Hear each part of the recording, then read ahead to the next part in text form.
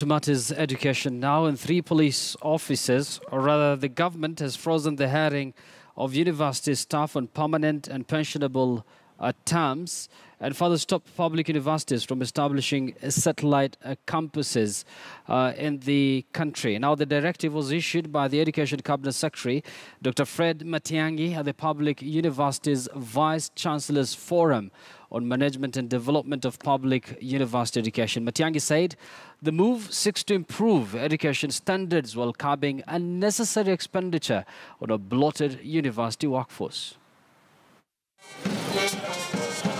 Public university lecturers continue with their strike, and the government is not taking it lying down. Education Cabinet Secretary Dr. Fred Matiang'i says such behavior by university dons is unacceptable. You are an official of the union. You leave Maseno, you go to the University of Nairobi, you hold a meeting there at the Great Court. You tell your colleagues to go on strike. Then you leave there, you go to Dedan Kimathi University. Then you leave there and go to Chuka. Then you leave there and go to Kabianga University. Who pays for that time? Yet all of us must come to the realization that we must earn our keep. And perhaps informed by such actions from lecturers and other university employees, Dr. Matiang'i has abolished the hiring of university staff on permanent terms.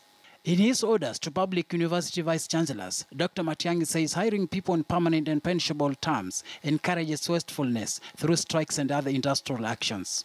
From now henceforth, we stop hiring anyone on permanent and pensionable terms in the universities, especially non-technical people. Let's now move, and councils, I'm giving you an next assignment, let's move to contracts. As the second phase of reforms in public universities begin, the government seems to be focusing on reducing the number of university centers in the country. To this end, Dr. Matiang'i has directed universities to stop establishing satellite campuses.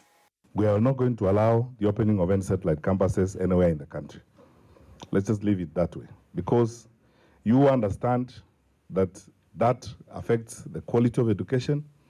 If we can get our children to go to school in India or go to school in Australia, there's no reason why our children cannot go to the University of Nairobi from whichever part of this country. Or there's no reason why our children cannot go to Kenyatta University or JKUAT or Masinde Muliro from whichever part of this country. Although the implementation of these orders is set for next year, the fact that there are so many satellite campuses across the country and even outside the country seems to have captured the attention of the Minister of Education, with the Cabinet Secretary saying such centers no longer serve the interest of higher education. The reason why we have constant pressure to establish universities in every village in this country is because universities have become employment bureaus. People want universities established so that they can bring their supporters and other people to the Vice Chancellor and say, employ these people for me. Other measures that the government plans to roll out in regards to effective management in public universities is the setting up of Universities Funds Board, which shall act as the central body to oversee all financial issues within public universities. The primary responsibility for the UFB shall be to rationalize hiring of university staff. Public university councils have further been ordered to do a thorough audit and clean up on all university staff that were inherited from university colleges, such as the Technical University of Kenya. Shadrack Miti, KTN News.